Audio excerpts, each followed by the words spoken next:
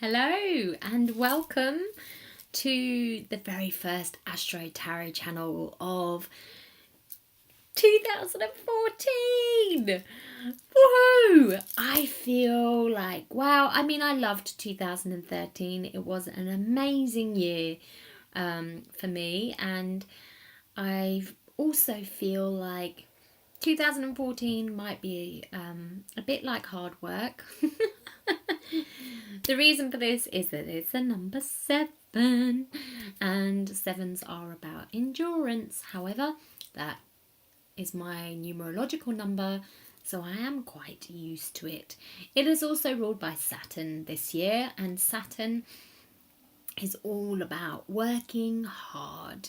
Again, I'm no stranger to that because I was born with Saturn smack bang on my sun, so I'm quite used to that as well. And in that sense, I feel ready for it, I feel ready to do the work, probably more than I've ever done in my life. I feel ready to take the responsibility and ready to do things properly. And I really hope that you guys are feeling that out there too, because I really feel like this year there is no point in shirking your responsibilities or trying to cut corners. Oh no. And I really do feel that the work that we put in this year is very, very, very tangible. I mean, look at how it's starting. It's starting with a new moon in Capricorn on New Year's Day. I mean, how much more perfect could you get? Because Capricorn is all about looking at what it is we want to set in motion for the long term in a very realistic, very grounded, very practical manner, so it can really come true. And of course, New Year's Day is all about New Year's resolutions. Now, if resolutions were ever going to stick, it would probably be this year, due to the support in the universe that we have with the planets really saying, yes, this really is time to get very, very clear on what it is you are wanting to create this year. Fabulous, fabulous way to start. So let's have a look at the first week, shall we?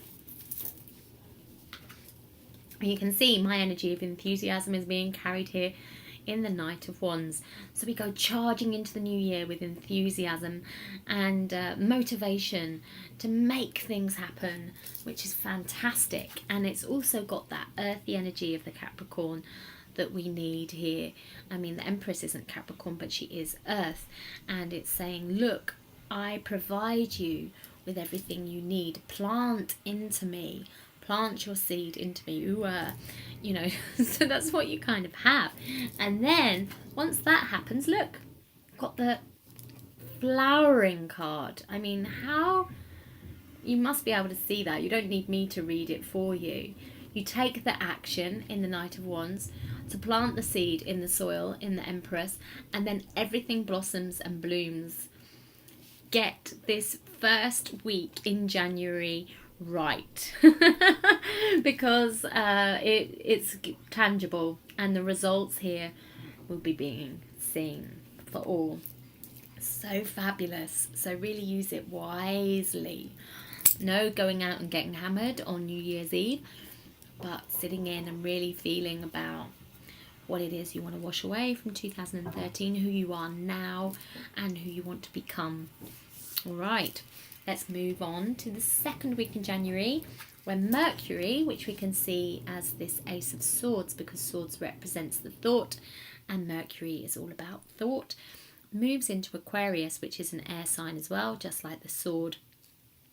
So the thing is, it doesn't stay all thoughts. There is a lot of action going on. And here we have the King of Wands, just like the Knight of Wands before. So this energy of motivation and passion is growing. It's getting bigger. It's getting stronger. And then we have the ultimate fire itself, called the source here, which is actually the sun. So it feels like our heads are being pulled out of the sand. There's massive wake-up calls. And there could even be some revolutions. But on a smaller personal scale, it's like a sense of you being able to see really so clearly what it is you have to do. So I am seeing and feeling that there will be a lot of changes come the second week in January. This is quite a fast energy because it is so clear. So it might be sudden kind of surprises. You know, people may start shocking each other and be like, really? Where did that come from? And there could, as I said before, also be things here on a larger scale about revealing truths and maybe revolutions that happen from that. There could also be some riot energy going on, so I hope not. I hope we get to the place where we can really start to build towards our freedom in a very non-oppressive manner. And you know, this feels to me like it could well be what we've been waiting for. Fabulous. Okay, so now we will look at the third week in January. And what have we got going on in the third week of January? Oh yes, we've got a Cancer full moon.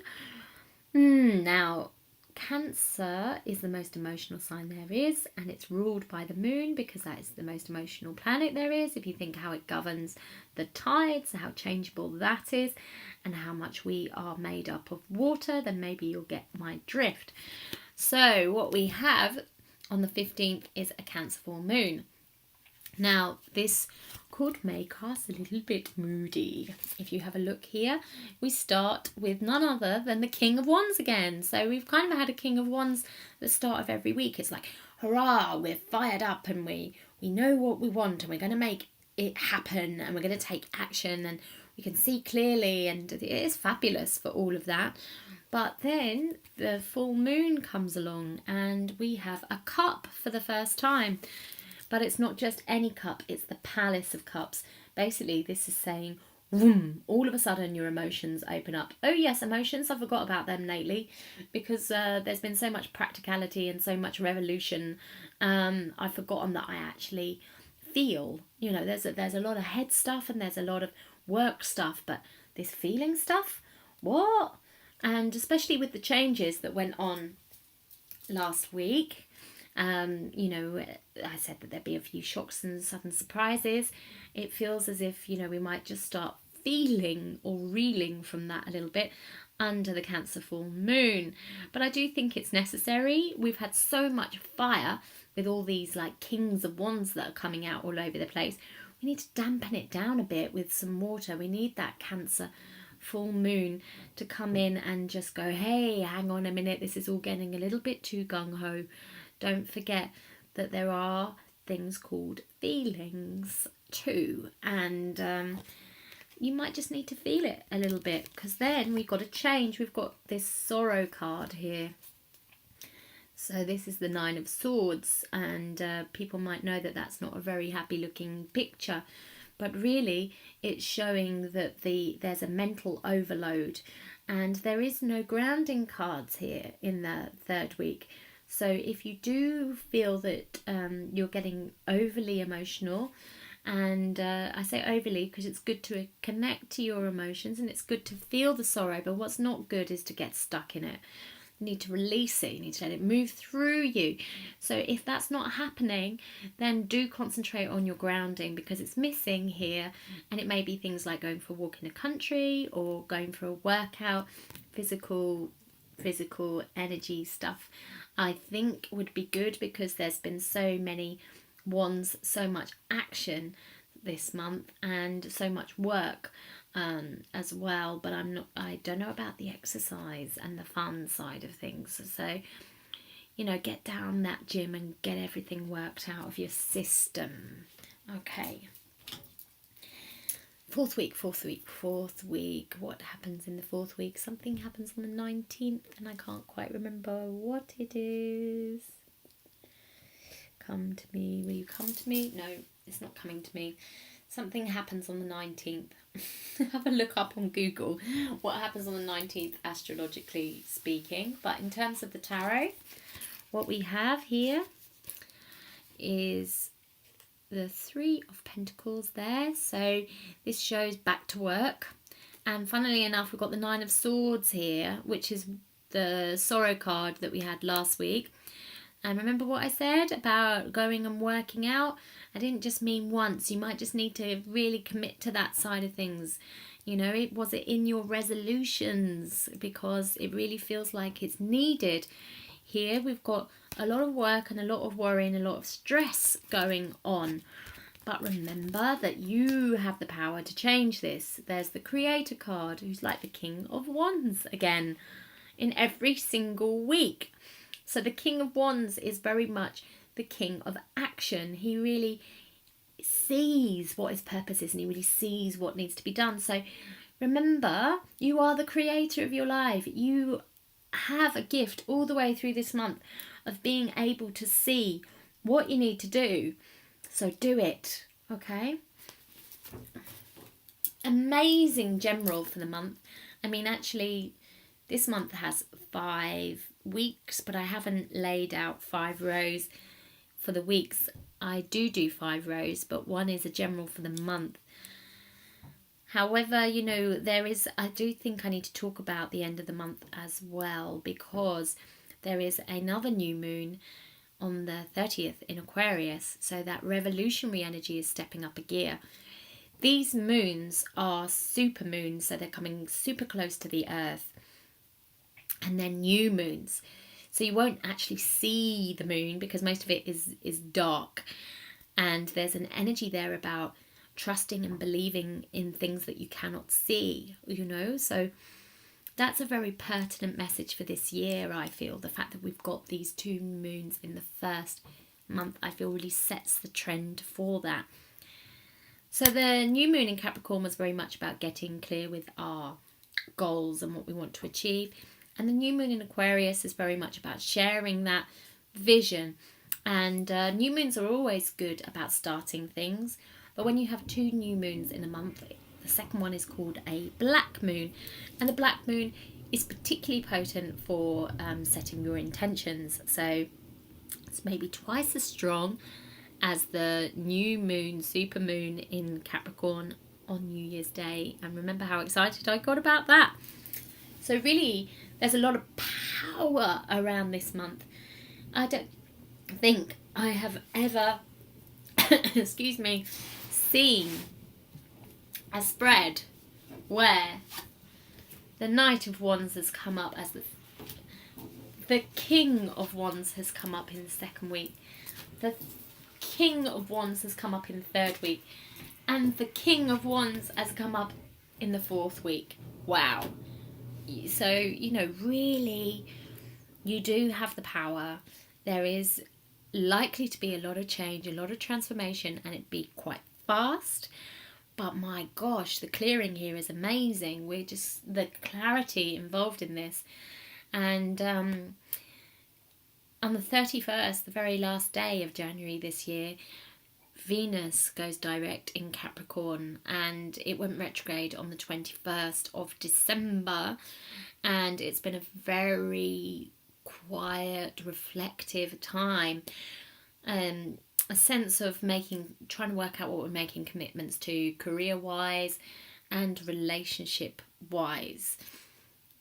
So there is a lot going on this month, and therefore I am not surprised to see what the general is. The general is amazing, and it's all major arcanas. We've got the star here, which is about Aquarius itself, and we've got a lot with Aquarius. Remember, Mercury moving into Aquarius and the new moon in Aquarius, and it shows that sometimes, you know, fire does burn, fire does destroy in order to move on to bigger, better, newer, fresher things. And so we've got that going on very strongly this month. And look, there's the fire itself. There's the sun. Can't get much more fire than that, can you? And it's not the first time it's come out, because we had the source, which was the sun, in the second week. So much fire. My gosh, this month. Woo! I know that it's supposed to be the coldest month in the year, but with this amount of fire, I don't know if we're going to be feeling it, because, my gosh, we are really transforming here. I mean, fire can mean a lot of things: action, passion, all of those things I feel are in there, but the energy here of transformation, of burning through, is coming through much stronger in a worldly sense to me. I don't feel like we're going to get like really passionate in sense of relationship side of things. There's going to be there a little bit, but the stuff in the world, the stuff around us and our who we are and who we want to become, transformation is really what I'm feeling here.